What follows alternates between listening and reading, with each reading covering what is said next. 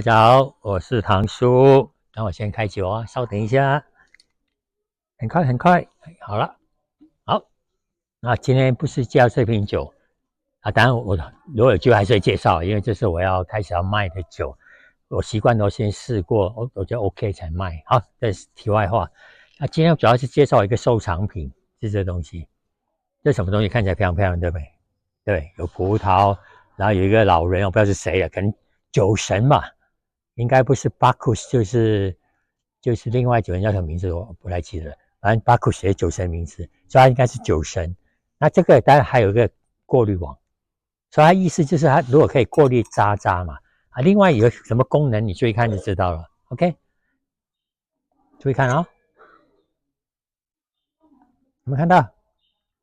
不是荷兰小童尿尿哦，是酒神在吐出他的佳酿让我们品尝。所以这有什么概念呢？就是如果你在从一个倒在一个大的 decan 的时候，它酒在流出的时候，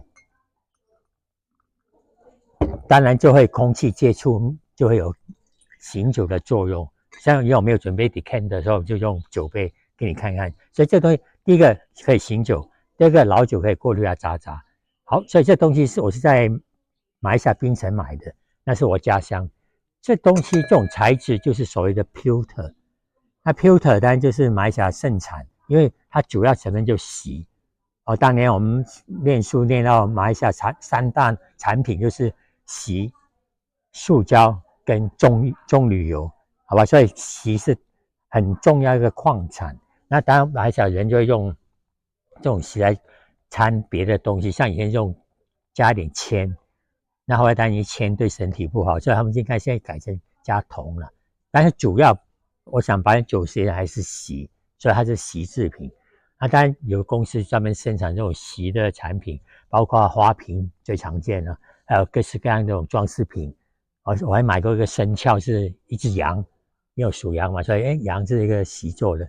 但这个就是专门针对葡萄酒，因为最近这10-20年葡萄酒很流行嘛，所以这公司还可以生产酒杯，就是玻璃杯，但是它角还是锡的，还是 pewter。所以这个我很高兴买了这个，因为这个后来再去看已经看不到。没关系，各位如果有机会到马来西亚或到槟城，你问当地人你想买 pewter， 他就会带你到专门店，就是各式各样的东西，你再找看有没有这东西，好不好？找到真的是我觉得这个人很高兴、很引以为傲的一个收藏品，非常漂亮。OK，Cheers。